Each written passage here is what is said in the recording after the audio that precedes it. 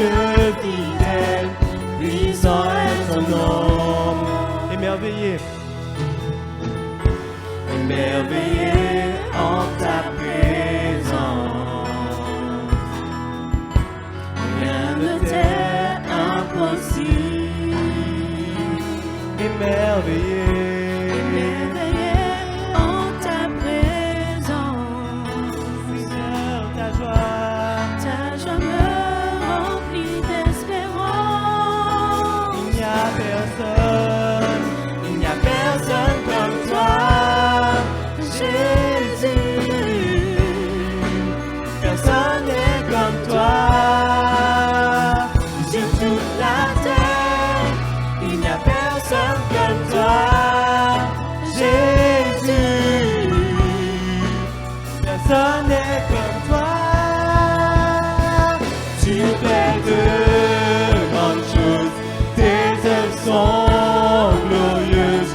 Toi le Dieu fidèle, puissant est ton nom. Tu fais de grandes Tu choses. fais de grandes choses, tes œuvres sont glorieuses.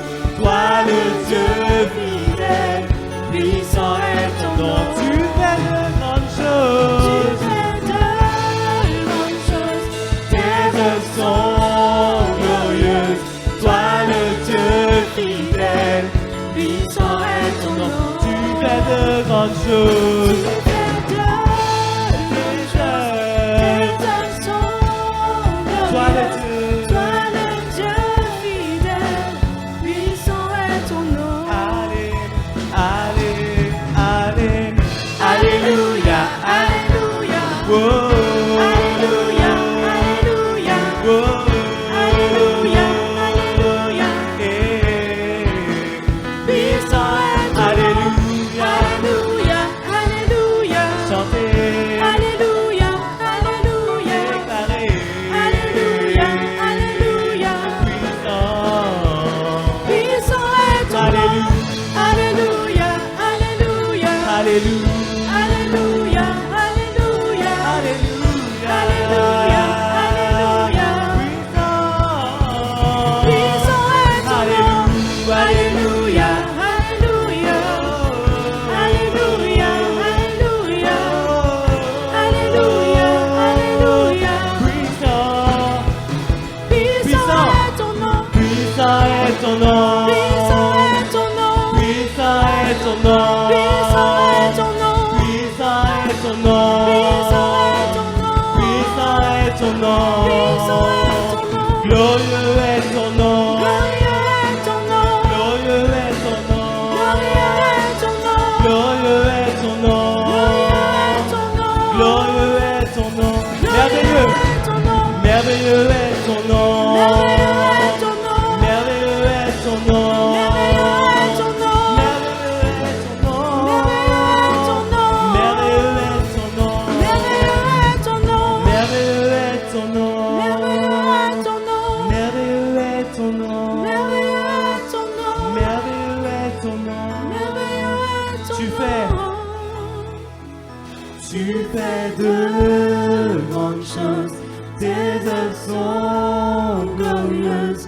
Toi le Dieu fidèle, puissant est ton nom. Tu fais de grandes choses. Tu fais de grandes choses, tes œuvres sont glorieuses.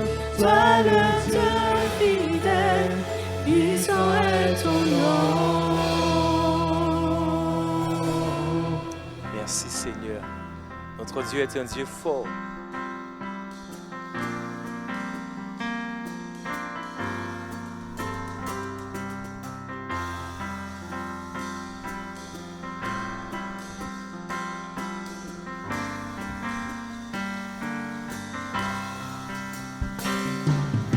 Il est exalté, le roi est au-dessus des cieux. Je veux le louer, il est élevé à jamais, exalté, et je loue son saint nom.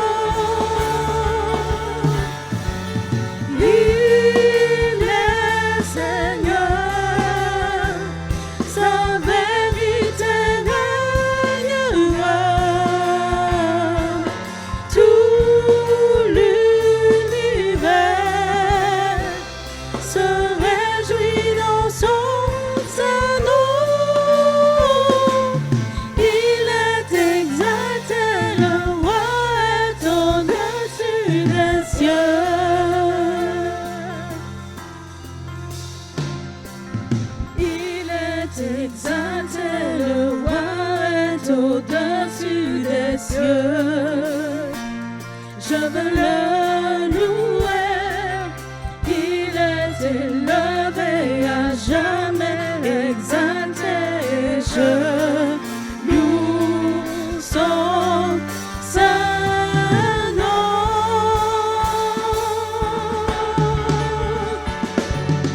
Il est Seigneur, sa vérité régnera.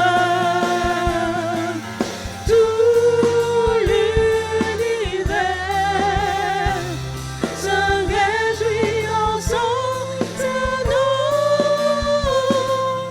Il est exalté, le roi est au-dessus des cieux. Il est Seigneur. Il est Seigneur, sa vérité régnera. Tout l'univers se réjouit en son saint nom. Il est exalté, le roi est au-dessus des cieux.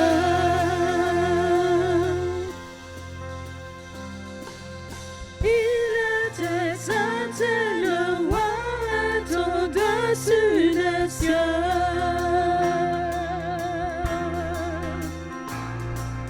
Il est exalté, le roi est au-dessus des cieux. Nous allons aller un peu plus loin dans ce temps et rentrer dans ce temps d'adoration devant notre Dieu. Et lui dire ce matin, entends mon cœur, Seigneur. Entends mon esprit qui te loue, Seigneur. Et nous voulons continuer à chanter. Comment expliquer Tous ensemble, nous voulons dire ces paroles à notre Dieu. et comment décrire Oui, Seigneur, un amour si grand, si puissant, l'amour si grand, si puissant que rien ne peut que le rien contenir. ne peut le contenir.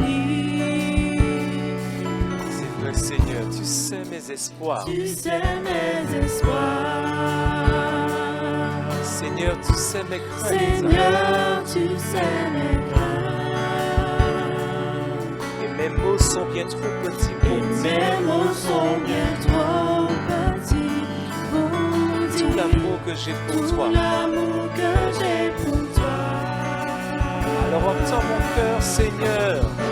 Alors entends mon cœur, entends mon Oui, cœur, Seigneur, mon esprit qui te loue. mon esprit qui te loue. Entends le chant d'amour. Entends le chant d'amour de l'enfant racheté.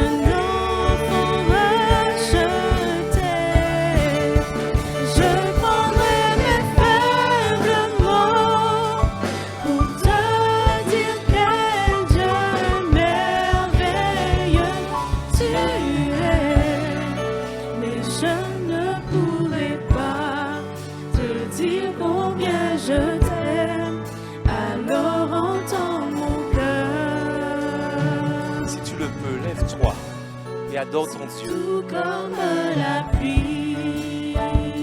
Oui, les mots pouvaient couler. Les mots pouvaient couler. Et si j'avais l'éternité, Seigneur, Et si j'avais l'éternité, je ne pourrais pas l'exprimer.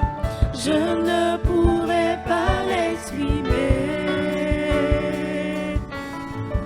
Mais dans les battements de mon cœur, tu entendras toujours.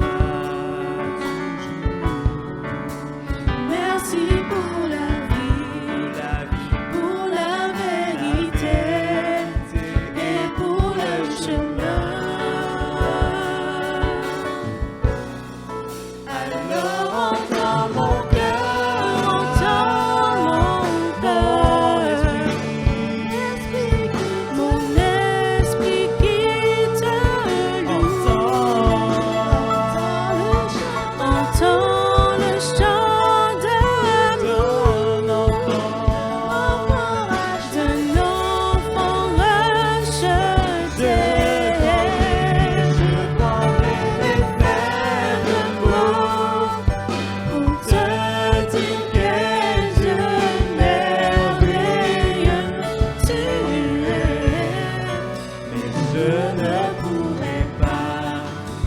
dire combien je t'aime.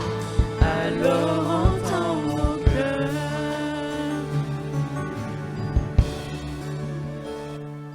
Nous voulons maintenant laisser la place à la parole de Dieu. Soyez bénis.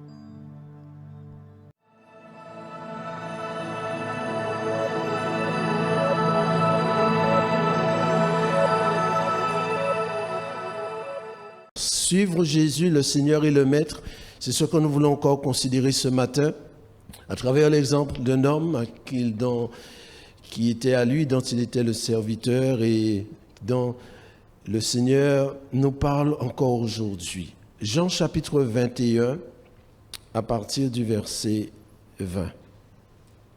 Que la parole du Seigneur soit bénie dans nos cœurs.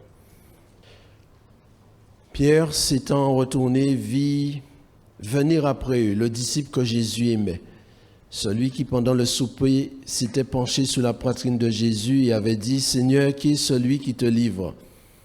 En le voyant, Pierre dit à Jésus « Et à celui-ci, Seigneur, que lui arrivera-t-il » Jésus lui dit « Si je veux qu'il demeure jusqu'à ce que je vienne, que t'importe? Toi, suis-moi. » Et une version dira dans cette recommandation du Seigneur « Pour toi, suis-moi, pour toi. » Et nous sommes invités à nous sentir personnellement concernés par l'invitation du Seigneur à le suivre. Jusqu'au bout, je vais te suivre. En mon cœur, j'ai choisi de suivre Jésus. En mon cœur.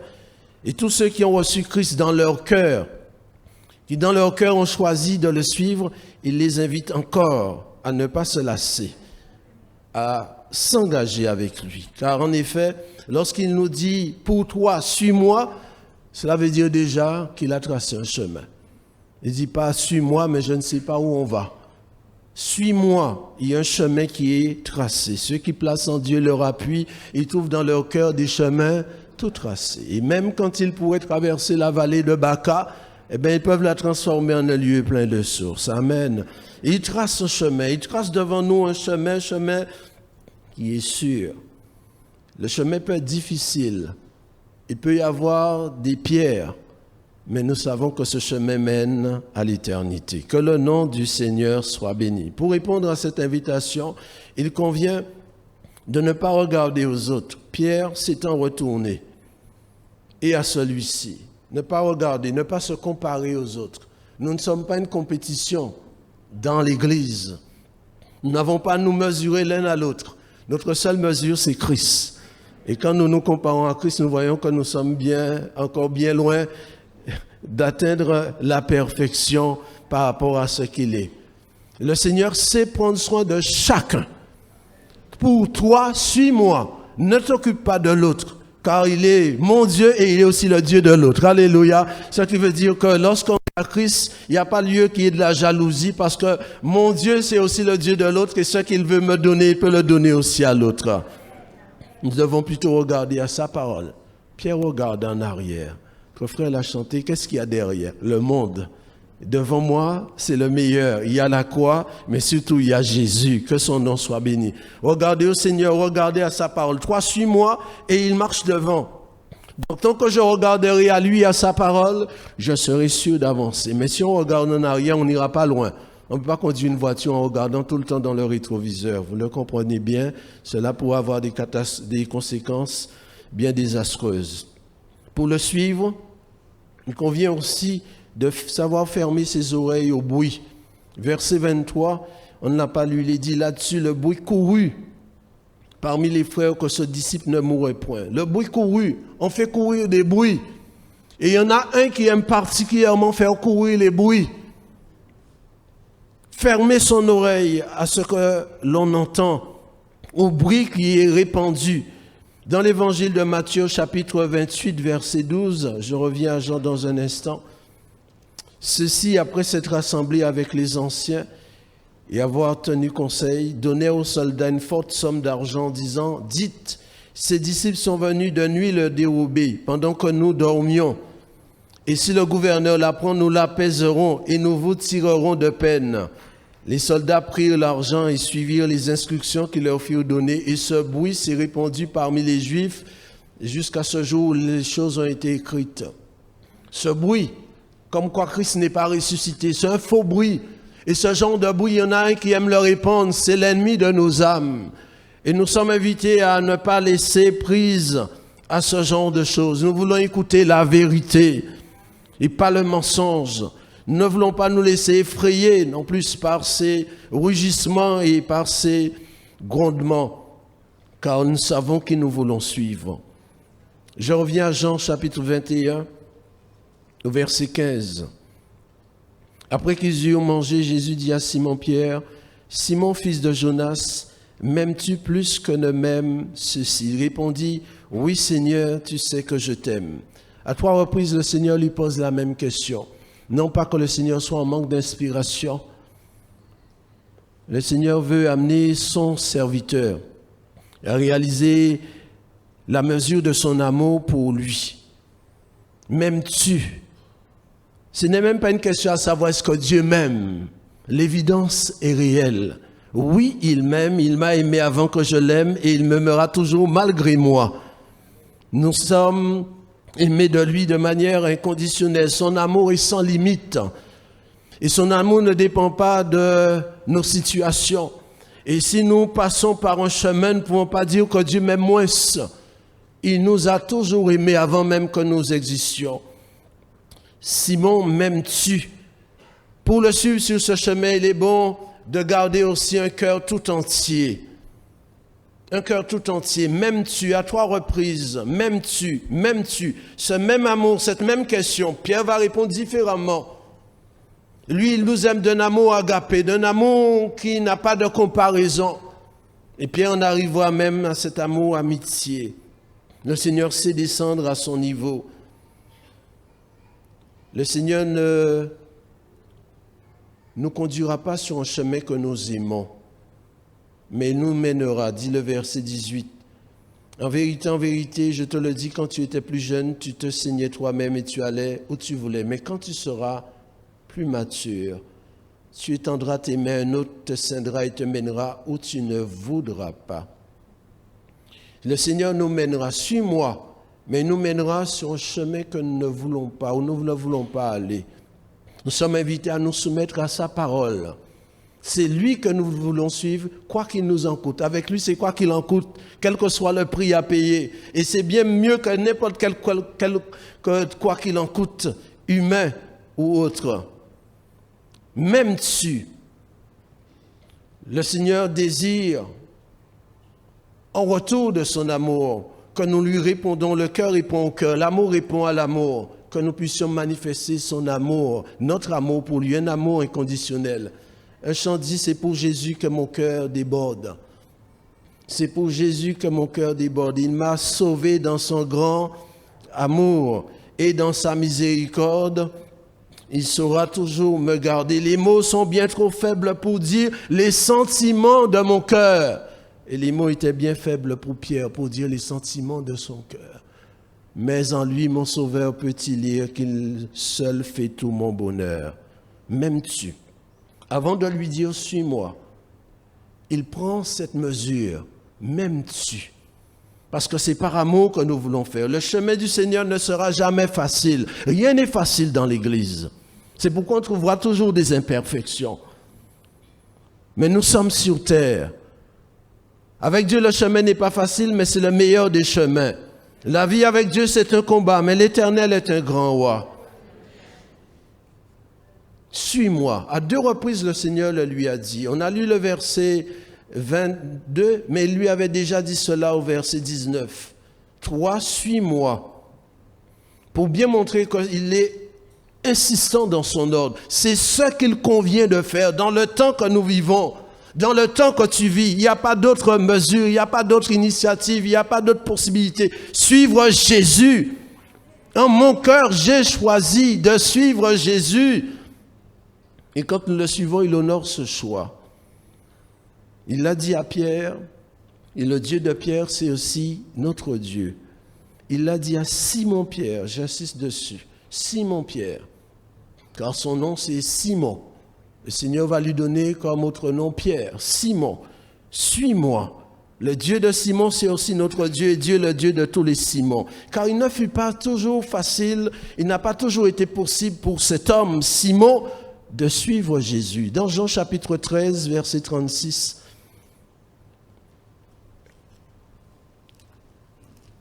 Jean chapitre 13, verset 36, Simon-Pierre lui dit, « Seigneur, où vas-tu » Jésus répondit, « Tu ne peux pas maintenant me suivre où je vais, mais tu me suivras plus tard. » Tu ne peux pas maintenant me suivre. Pourquoi ne puis-je pas te suivre maintenant? Le Seigneur a toujours raison. Il est la vérité. Il ne dit pas seulement la vérité, il est la vérité. Tu ne peux pas maintenant me suivre. Tu n'es pas dans les conditions. De même que pour entrer au ciel, il est bon d'être dans les conditions, sachant qu'à n'importe quel moment on peut partir. Alors aujourd'hui, c'est un beau jour, c'est un jour de grâce où nous pouvons dire, Seigneur, fais-moi la faveur d'être dans les conditions. Si je devais partir, eh bien que je sois prêt à aller avec toi. Alléluia. Tu ne peux pas maintenant me suivre. Pourquoi? Parce que cet homme, Pierre, Simon, il était dans une ignorance. Luc chapitre 22, verset 31. Luc 22, verset 31, il est dit ceci. Le Seigneur dit, Simon, Simon, Satan vous a réclamé pour vous cribler comme le froment.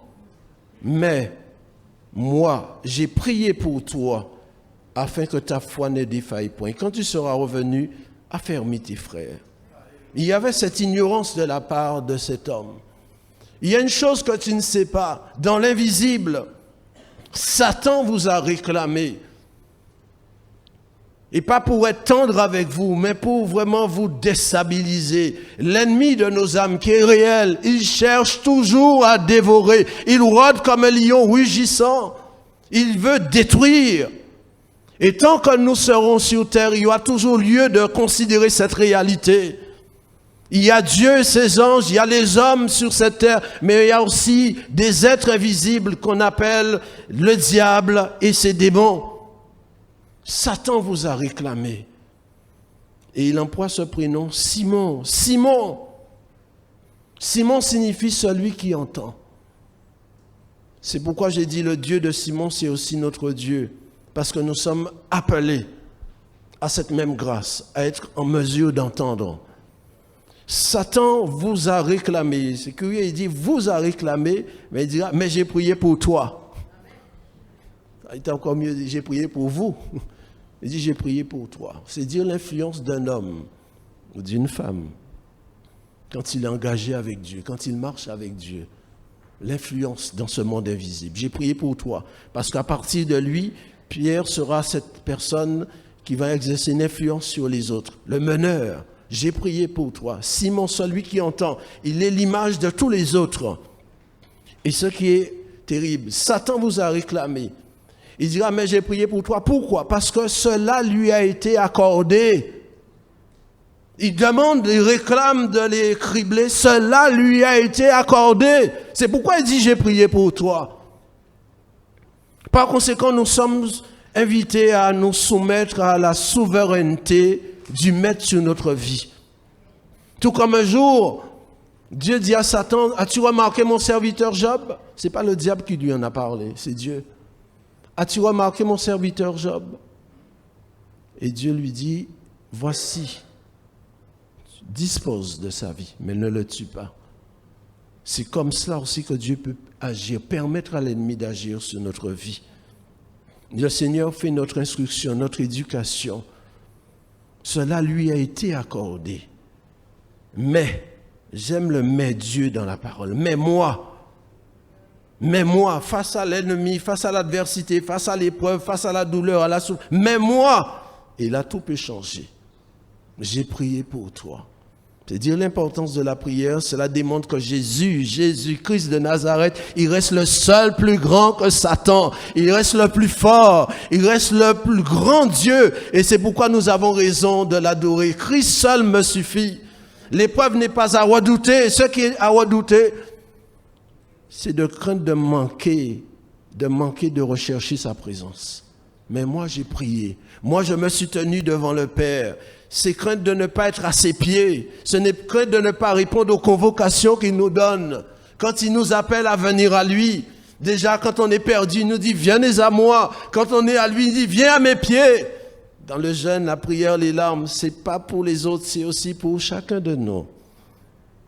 Le Seigneur dira dans Luc 10, 42, « Marie a choisi la bonne part, qui ne lui sera, pendant toute sa vie, cela ne lui sera jamais ôté. » C'est dire qu'être à ses pieds, ce sera une chose que nous aurons à faire toute notre vie.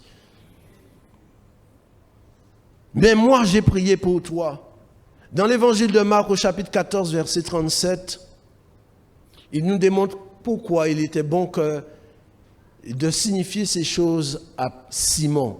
Marc 14, verset 37, il est dit ceci.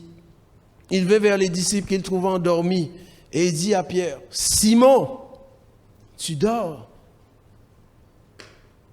C'est une exclamation, un étonnement. « Simon, comment? Tu dors ?» Non pas que le Seigneur ait quelque chose contre le sommeil. C'est lui qui nous a créés avec la possibilité de dormir. Et pour que l'homme ait une belle créature à côté de lui, il l'a endormi. C'est ce qu'il a fait pour Thierry aussi. Simon, tu dors. Ce n'était pas l'heure de dormir. Satan vous a réclamé et tu dors.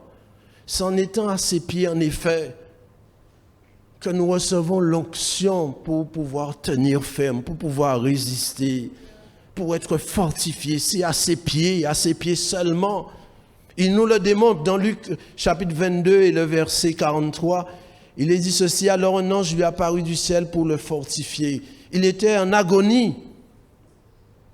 Il transpirait. Le moment était intense. Il priait instamment. Luc 23, verset 44. Étant en agonie, il priait plus instamment. Et j'insiste sur le mot instamment parce que quand il dira « Satan vous a réclamé », il y a un mot qui n'apparaît pas dans la version seconde normale, c'est instamment. Il a réclamé instamment de vous cribler. Et c'est la raison pour laquelle le Seigneur répond de cette manière à Satan dans la prière. Il priait plus instamment pour montrer plus redouble d'efforts. Alors nous aussi, nous ne faisons pas qu'en redoubler, mais nous triplons, quadruplons de ténacité, de persévérance. C'est à ses pieds que l'on reçoit la grâce pour pouvoir tenir ferme et ainsi ne pas nous laisser ébranler. L'apôtre Pierre, Simon, bien plus tard, c'est lui qui nous instruira dans 1 Pierre chapitre 4, versets 8 à 9. 1 Pierre 4, versets 8 à 9. Il dira, soyez sobres, ne nous laissons pas endormir, ne nous laissons pas enivrer, veillez. Il a retenu la leçon. Votre adversaire, le diable, rôde comme un lion, rugissant, cherchant qui il dévorera. Résistez-lui avec une foi ferme, sachant que les mêmes souffrances sont imposées à vos frères dans le monde. Il nous encouragera après. Ne pas nous laisser endormir comme ceux qui dorment. Nous savons qui nous sommes. Et quand d'autres pensent à se distraire, notre place est au combat. Nous sommes de ceux qui avons choisi en notre cœur de suivre Jésus. Par conséquent, je n'ai pas une vie comme les autres. Je suis invité à me lever tôt pour me tenir en sa présence. Simon, tu dors. Il y a un temps pour dormir, mais surtout il y a un temps pour être avec lui.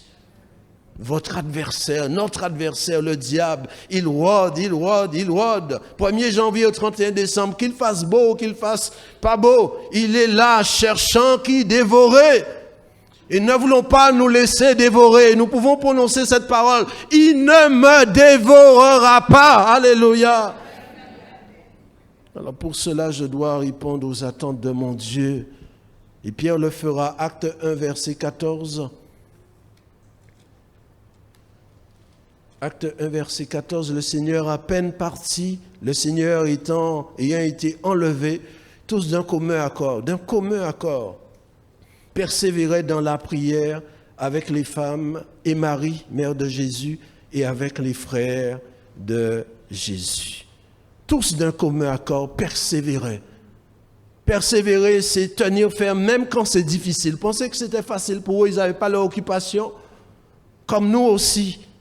Mais ils avaient choisi d'être dans la prière. Ils venaient de partir, on l'a vu monter. Alors notre espérance aussi, c'est un jour de monter et de ne pas nous laisser entraîner vers le bas, parce que c'est là que l'ennemi veut nous emmener. Ne voulons pas aller là où il veut, mais nous voulons aller là où le Seigneur veut nous emmener. Ils persévéraient. Il y a des problèmes, il y a des difficultés, il n'y a pas la santé qu'on veut. Ils persévéraient. Il y a des gens qui ne sont pas contents, on persévère. Car ce qui est intéressant avec Dieu, c'est pas tant le nombre, mais c'est la qualité. Pour une personne, le Seigneur se dérange. Il persévérait. Et Pierre était de cela. En ce jour-là, le verset 15, Pierre se leva. Simon se leva au milieu des frères. Dans Actes toujours, au chapitre 9, verset 40. Nous sommes devant une situation difficile, un cas où l'ennemi, appelé la mort, semble avoir le dessus. Et on va faire appel à Simon. La Bible dit au verset 40, Pierre fit sortir tout le monde. Qu'est-ce qu'il fait? Il se met à genoux et pria. Devant un cas de décès. Ça ne veut pas dire que chaque fois qu'il y avait un mort, il lui fallut prier pour que la personne soit ressuscitée. Mais là, il réalisait qu'il y avait un dessein divin derrière, que Dieu voulait se glorifier, surtout Dieu voulait étendre son royaume. Alors il va se mettre à genoux, il va prier. C'est parce qu'il avait l'habitude de le faire. Car si on ne sait pas le faire quand tout va bien, c'est pas quand tout va mal qu'on le fera. Pierre s'étant mis à genoux, pria.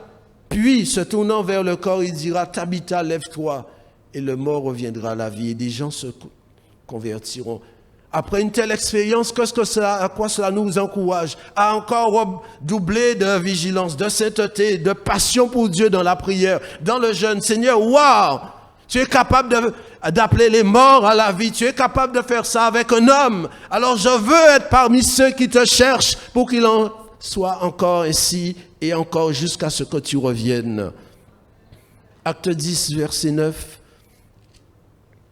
Le lendemain, comme ils étaient en route et qu'ils approchaient de la ville, Pierre monta sur le toit vers la 6e heure, vers midi, pour prier. Il eut faim et il voulut manger. Pendant qu'on lui préparait à manger, il tomba en extase, il vit le ciel ouvert et un objet semblable à une grande nappe attachée par les quatre coins qui descendait et s'abaissait vers la terre. Il était en jeûne et prière avant le repas. À midi, il monte sur le toit pour prier.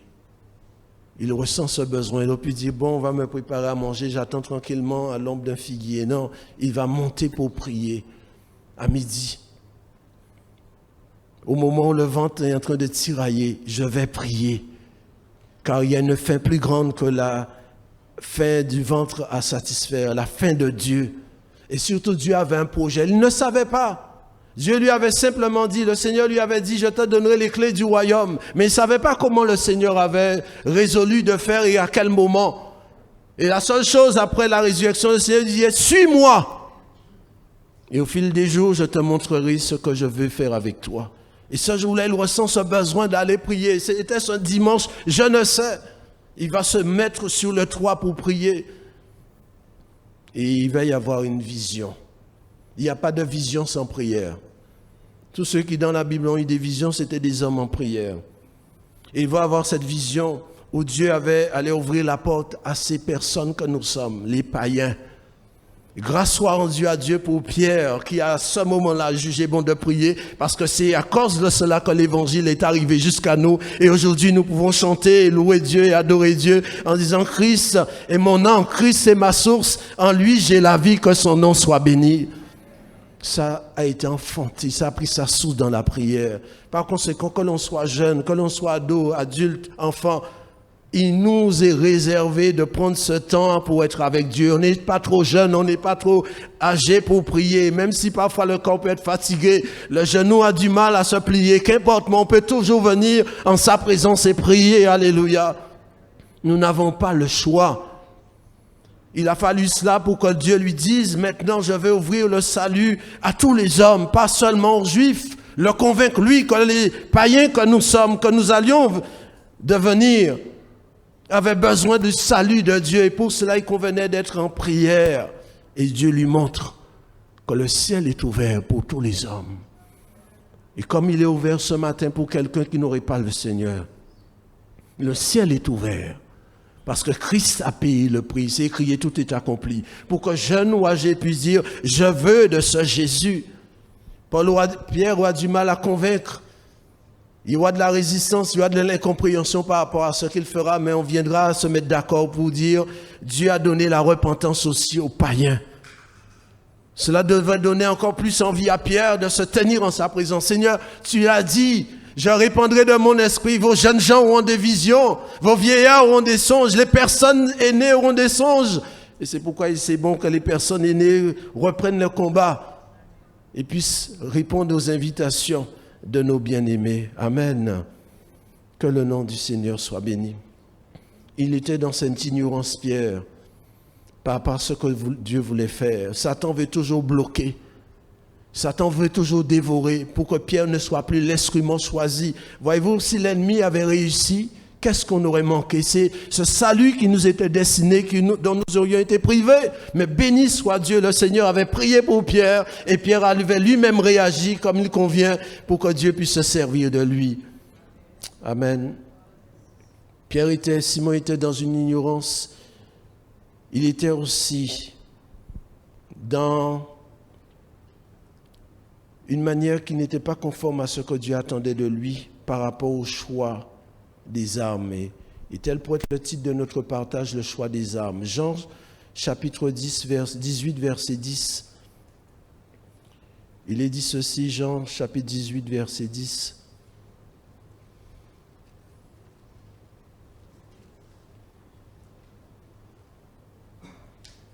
Simon-Pierre, qui avait une épée, la tira, frappa le serviteur du souverain sacrificateur et lui coupa l'oreille droite. Les 4 évangiles parlent de cet événement.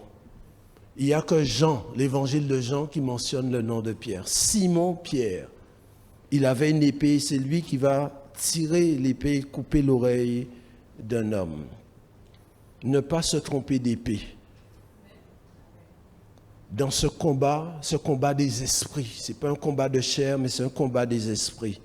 Matthieu 26, verset 51. J'ai lu Jean pour montrer que le nom de la personne qui va tirer l'épée, ce sera mentionné. Jean dira, c'est Simon-Pierre. Oui, non, aïe.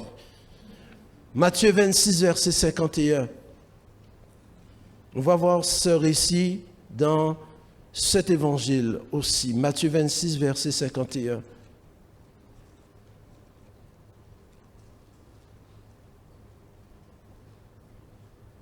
Et voici un de ceux qui étaient avec Jésus étendit la main. Un de ceux. On ne veut pas dénoncer qui que ce soit. Tira son épée. Il frappa le serviteur du souverain sacrificateur, il y emporta l'oreille. Alors Jésus lui dit, remets ton épée à sa place, car tous ceux qui prendront l'épée périront par l'épée. Remets ton épée, cette épée que tu as, qui t'appartient, remets-la à sa place. Tous ceux qui prendront l'épée périront par l'épée. Ce qui veut dire que les âmes charnelles n'arrivent à rien de bon. Paul disait, les âmes que nous avons ne sont pas charnelles. 2 Corinthiens 10, verset 4. Ne sont pas charnelles. Ce n'est pas avec cette épée-là que tu feras quoi que ce soit pour moi. Remets ton épée à sa place. Penses-tu que je ne puisse pas, verset 53, pas invoquer mon Père qui me donnerait à l'instant plus de 12 légions d'anges? Comment donc s'accompliraient les Écritures d'après lesquelles il doit en être ainsi? Ne te mets pas, non seulement n'utilise pas des armes charnelles pour ce combat, mais n'essaie pas d'entraver le plan de Dieu, l'accomplissement des prophéties de Dieu. Ne te mets pas au travers du chemin de Dieu. Sa parole est la vérité, sa parole est formelle et Dieu veille sur sa parole pour l'accomplir. Après sa résurrection, le Seigneur disait, c'est ce que je vous disais, il fallait que s'accomplisse tout ce qui est écrit de moi dans la loi et les prophètes. Luc chapitre 24, verset 44. Il fallait, on ne peut pas empêcher cela. Que je devais être arrêté, que je devais être flagellé, que je devais être crucifié et mis au tombeau. Mais la suite, parce qu'avec Dieu, il y a toujours une suite. 3 jours après, je ressusciterai. Mais les disciples ne comprenaient pas cela. De même qu'il y avait une ignorance, il y avait une incompréhension. Alors on veut défendre, mais non, on ne va pas laisser faire. Et ainsi, c'est mal faire. C'est pourquoi Jésus, le Seigneur, dira, laissez, laissez. Ne faites pas ainsi. Ce n'est pas la bonne méthode. Luc 22, verset 49, ce même récit, il y a ajouté une autre chose. Ceux qui étaient avec Jésus, voyant ce qui allait arriver, dirent, Seigneur, frapperons-nous de l'épée, comme pour dire, il y avait une unanimité à vouloir frapper. Et l'un d'eux frappa. Le serviteur du souverain sacrificateur frappa le serviteur du souverain sacrificateur et lui emporta l'oreille droite. Mais Jésus prenant la parole dit, laissez, arrêtez. Et, ayant touché l'oreille de cet homme, il le guérit. C'est la dernière guérison opérée par le Seigneur avant sa crucifixion. Il va guérir l'oreille droite d'une personne, d'un ennemi en plus, pour dire que ses compassions sont sans limite. Ses compassions sont pour tous les hommes. Tant qu'on est vivant, on est humain, on trouve grâce à ses yeux. Jusqu'à ce que nos yeux se ferment. Et là, ça c'est notre affaire. Mais avant qu'il n'en soit ainsi, il nous dit, je t'aime. Tu peux être ennemi, tu peux être arrogant, tu peux être méprisant, tu peux être indifférent, endurci, incrédule. Je t'aime quand même. Et ma main est toujours tendue. Laissez arrêter. Ayant touché l'oreille de cet homme, il le guérit à l'instant. Merveilleux, glorieux, miraculeux. Dernière guérison opérée avant la crucifixion. Il guérit l'oreille. Et bien préciser l'oreille droite. Pour dire que l'oreille doit entendre convenablement. Dieu veut que tous les hommes entendent. Tous les hommes entendent ce que l'Esprit a à dire à tous les hommes. Dans le livre de l'Apocalypse, quand le message est adressé aux églises, il est dit que celui qui a des oreilles entende ce que l'Esprit dit aux églises. Et par là même à chaque créature. Mais si on n'a pas d'oreille, comment on va faire pour entendre? Et on comprend pourquoi il a guéri l'oreille de cet homme. Et souvenons-nous de ce que nous avons dit concernant Simon, parce que c'est lui qui va couper l'oreille. Son nom signifie celui qui entend. Il était bien mal placé pour couper l'oreille. Romains chapitre 10, verset 14 dit, comment croiront-ils en celui dont ils n'ont pas entendu parler? Comment croiront-ils? Pour que nous puissions croire, il a fallu qu'on entende parler de Jésus, n'est-ce pas? Et aujourd'hui, nous avons cru et nous avons choisi de suivre Jésus. Parce que la foi vient de ce que l'on entend. Mais si on n'entend pas, il n'y aura pas de foi. Or, sans la foi, il est impossible d'être agréable à Dieu. C'est pourquoi on doit avoir nos oreilles. Simon, tu as mal fait. Et nous sommes invités à ne pas manier ce genre d'épée pour que les hommes aient la possibilité d'entendre. C'est une épée physique, mais ça peut être bien d'autres épées comme la langue, pour ne pas empêcher les gens d'entendre. Parce que les hommes doivent entendre la bonne nouvelle. Pour cela, pour qu'il en soit ainsi, étant donné qu'il était à même d'agir de cette manière, je suis toujours dans Luc, au chapitre 22, le verset 61. Le Seigneur s'étant retourné regarda Pierre. Et Pierre se souvint de la parole que le Seigneur lui avait dite. Avant que le coq chante, aujourd'hui tu me renieras 3 fois. Et étant sorti, il pleura amèrement. Le Seigneur s'étant retourné, regarda fixement, dit une version. Fixement, comme pour dire qu'il s'intéresse à une personne. Pour dire que nous sommes des individus, nous sommes des personnes uniques. Et pour des personnes uniques, Dieu a donné son Fils unique. Nous sommes précieux individuellement à ses yeux. Il n'aime pas plus l'un que l'autre. Nous avons chacun notre importance devant lui. Il regarda fixement Pierre. Rien n'a réussi à le détourner de Pierre. Et pourtant, il est en mauvaise posture, entouré de personnes qui sont venues l'arrêter, le bousculer. Il se retourne pour regarder fixement son serviteur, après qu'il ait renié. Et l'ayant regardé, ce n'est pas un regard, ouvrez ça, de reproche. On se souvient dans l'Évangile, Marc chapitre 10, verset 21, un jeune homme riche vient à Jésus, il dit, Maître, je veux recevoir la vie éternelle. Et Jésus, la Bible dit, l'ayant regardé, l'aima. À plus forte raison, Pierre, l'ayant regardé fixement, il va l'aimer. C'est pourquoi on l'a lu dans l'Évangile de Jean. Pierre m'aimes-tu? Parce qu'il n'a pas eu un regard pour le croiser, pour le dénigrer. un regard d'amour. Moi, je t'aime et je t'ai toujours montré. Même quand je t'ai regardé avec compassion. Alors toi, maintenant, m'aimes-tu? On imagine Pierre qui va baisser les yeux à son tour. L'ayant regardé, l'aima. Ce qui veut dire que Pierre a été touché par son amour, par son esprit. Ces compassions qui n'ont pas de limite. Et Pierre non seulement baisse les yeux, mais ses yeux vont lâcher des larmes. Et si le récit nous est relaté, c'est que le Seigneur Jésus lui-même aussi a vu les larmes de Pierre. Et comme il pourrait nous dire, j'ai vu tes larmes. Et même plus, il entend la voix de nos larmes. Que le nom du Seigneur soit béni. Il a vu ces larmes, et des larmes amères. Les larmes étaient sans doute si abondantes que ça a même coulé sur les lèvres. Pour dire que c'était amer, parce que quand ça arrive dans la bouche, on voit que c'est pas doux. Mais il a été touché, Pierre, à tel point qu'il va sortir. Il va réfléchir et surtout, il va sortir. Il est dit ici, et étant sorti. Une autre version dit, alors, il sortit. Alors, comme une conséquence, alors il sortit. On ne peut pas avoir été touché par ce regard et rester assis là où il était assis. Parce qu'il était assis où? Au milieu des moqueurs, au milieu des gens qui étaient ennemis de son maître. Il était assis parmi eux, il se chauffait comme s'il était leur copain. Ce n'était pas sa place. De même que notre place n'est pas dans ce monde, mais dans le Seigneur. Le Psaume 1er, verset 1 dit... Heureux l'homme qui ne s'assied pas en compagnie des moqueurs. Heureux l'homme, heureux la femme aussi, mais qui trouve son plaisir dans ce que Dieu aime, qui se trouve là où Dieu a son plaisir. Donc si Dieu est bien quand nous rassemblons pour lui offrir la louange, alors je ne vais pas m'installer derrière le carnaval. Je vais être là où Dieu est, même si c'est dans un désert. Amen. Il sortit, je ne suis pas à ma place, comme s'il y a quelque chose qui lui faisait comprendre, mais bouge-toi de là, sors de ta misère, de ta débauche, de ta pauvreté, sors de cette compagnie qui est toxique pour toi, pour pas une expression. Il va sortir. Et c'est en agissant ainsi qu'il sera rendu alors capable. Voyez-vous, il s'est laissé toucher, il s'est laissé saisir et il est sorti.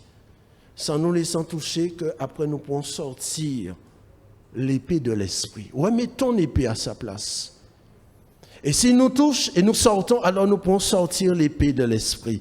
Regardez ce qui se passe dans Acte 2, 14.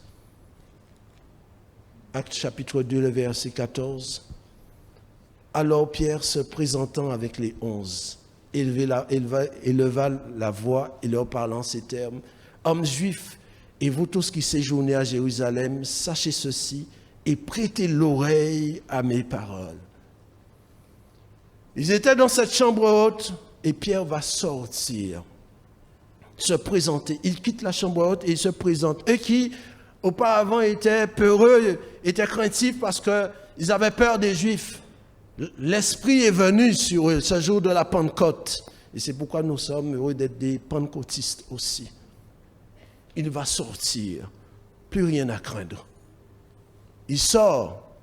Et en même temps, il sort l'épée de l'Esprit. Écoutez-moi. Prêtez l'oreille à mes paroles. Mais s'ils avaient tous l'oreille coupée, comment ils auraient pu prêter l'oreille? Au verset 22. Il insiste encore. Hommes israélites, écoutez ces paroles. Mais on écoute avec l'oreille. Il sort la bonne épée. L'épée de l'esprit. Au verset 37, il est dit, après avoir entendu avec leurs oreilles ce discours de Pierre, de Simon, ils eurent le cœur vivement touché et ils dirent à Pierre et aux autres apôtres, hommes frères, que ferons-nous? Pierre leur dit, repentez-vous et que chacun de vous soit baptisé au nom de Jésus-Christ. Pour le pardon de vos péchés, vous recevrez le don du Saint-Esprit. Car la promesse est pour vous, pour vos enfants et pour tous ceux qui sont loin, en aussi grand nombre que le Seigneur, notre Dieu, les appellera. Et par plusieurs autres paroles, il les conjurait et les exhortant en disant, sauvez-vous de cette génération perverse. Parole toujours aussi valable, aussi vivante actuellement que lorsqu'elle fut prononcée par cet homme. Ils eurent leur cœur vivement touché. C'est parce que lui-même a été touché. Et il s'est laissé saisir par l'Esprit qu'il pourra tirer l'épée de l'Esprit et toucher le cœur des hommes. Et la conséquence, le résultat. Verset 41. Ceux qui acceptèrent sa parole, car cela veut dire aussi qu'il y en a d'autres qui ont refusé, qui ont entendu comme d'autres, mais qui ont fait choix d'être sur leur position. On ne veut pas changer fusil d'épaule. Mais c'est à dit mais moins en irreligion. Moins. Ceux qui acceptèrent, Dieu laisse l'homme libre. Et en ce jour-là, le nombre des disciples augmenta d'environ 3000 âmes. Ils étaient 120. De 120, c'est passé à 3000. Parce qu'un homme a tiré son épée pour frapper le cœur. Pas les oreilles, le cœur. Parce qu'il leur disait, écoutez, écoutez, jusqu'à ce que leur cœur soit transpercé. C'est le royaume qui va, le royaume de Dieu. Parce qu'il n'y a pas que le royaume de Dieu, il y a un autre royaume. Le royaume de Dieu qui va s'élargir. De 120, ils sont passés à 3000. Une prédication, 3000 âmes. Vous vous rendez compte? Vendredi soir, on prêche 3000 personnes à grand camp. Waouh! Nous ne rêvons pas, parce qu'il y a bien plus que 3000 dehors. Et avec Dieu, tout est possible. Le royaume s'est élargi et les ténèbres ont été dépouillées. Des hommes ont quitté le royaume de Satan et sont venus à Jésus-Christ. Et je l'ai dit, c'est avec Dieu, il y a de la suite dans les idées.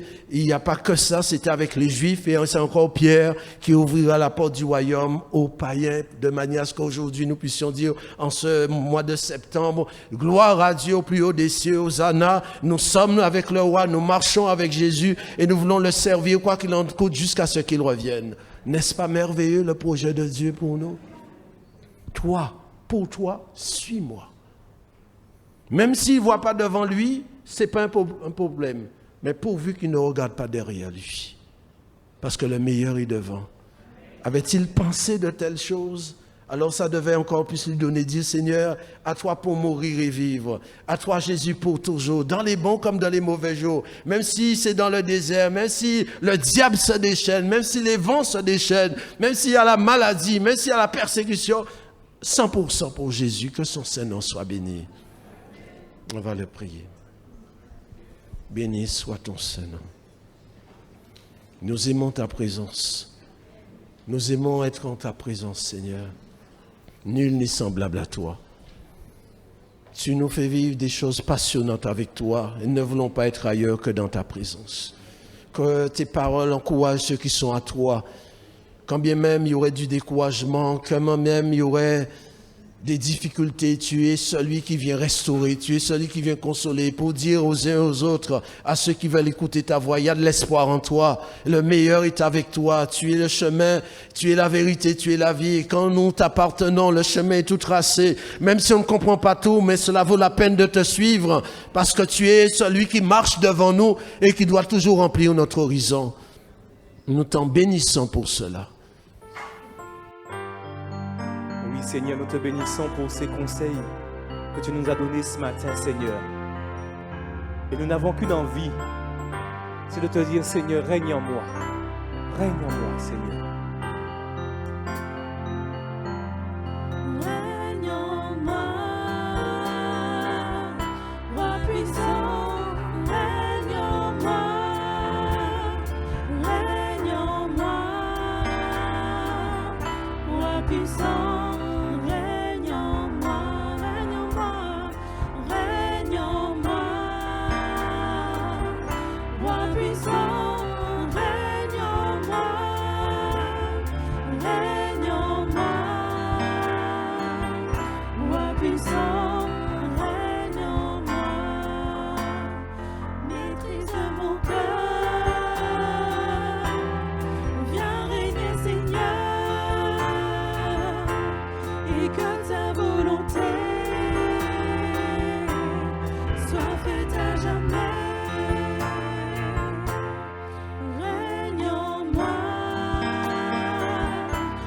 Puissant,